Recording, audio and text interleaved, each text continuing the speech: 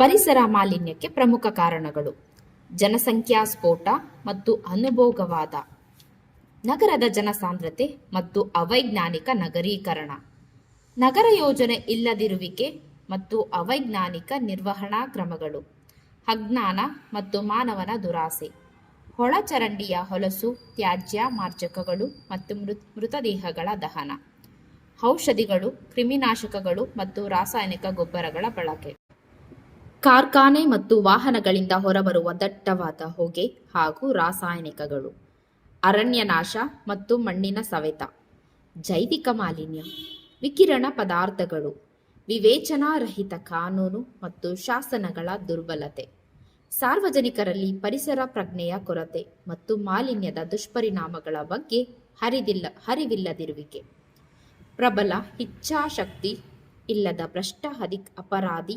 ರಾಜಕಾರಣಿಗಳು, ಅಧಿಕಾರಿಗಳು ಮತ್ತು ದುರ್ಬಲ ಇಲಾಖೆಗಳು. ಪರಿಸರ ಮಾಲಿನ್ಯದ ದುಷ್ಪರಿಣಾಮಗಳು.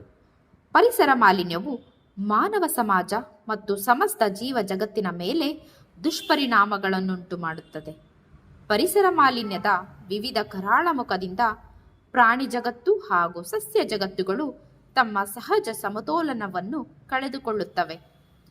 ಕೈಗಾರಿಕೆಗಳು ಮತ್ತು ವಾಹನಗಳಿಂದ ಹೊರಬರುವ ಹೊಗೆಯು ಇಂಗಾಲದ ಡೈಆಕ್ಸೈಡ್, ಮೊನಾಕ್ಸೈಡ್, ಸಾರಜನಕದ ಆಕ್ಸೈಡ್, ಜಲಜನಕ, ಇಂಗಾಲದ ಸಂಯುಕ್ತಗಳು ಮುಂತಾದವು ಮಾನವನ ಆರೋಗ್ಯವನ್ನು ಹಾಳು ಮಾಡಿ ಕ್ಷಯ, ಅಸ್ತಮಾ, ರಕ್ತಹೀನತೆ, ಕಣ್ಣಿನ ಸಮಸ್ಯೆಗಳು, ಕ್ಯಾನ್ಸರ್, ಚರ್ಮರೋಗ ಇತ್ಯಾದಿ ಕಾಯಿಲೆಗಳನ್ನು ಹೆಚ್ಚಿಸುತ್ತದೆ.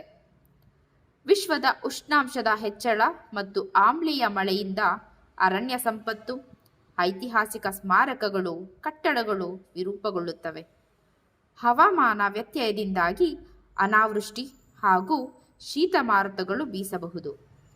ಪರಿಸರ ಮಾಲಿನ್ಯದ ಕೆಟ್ಟ ಪರಿಣಾಮಗಳು ಪ್ರಸ್ತುತ ಮತ್ತು ಭವಿಷ್ಯದ ತಲೆಮಾರುಗಳ ಮೇಲೆ ವ್ಯತಿರಿಕ್ತ ಪ್ರಭಾವ ಬೀರಿ ಮನೋದೈಹಿಕ ವಿಕಲತೆ ಹಾಗೂ ಗಂಭೀರ ಕಾಯಿಲೆಗಳನ್ನು ತಂದೊಡ್ಡುವುದು. ಕಸದ ರಾಶಿ, ಕೊಳಚೆ ನೀರು ಮತ್ತು ತ್ಯಾಜ್ಯ ವಸ್ತುಗಳಿಂದ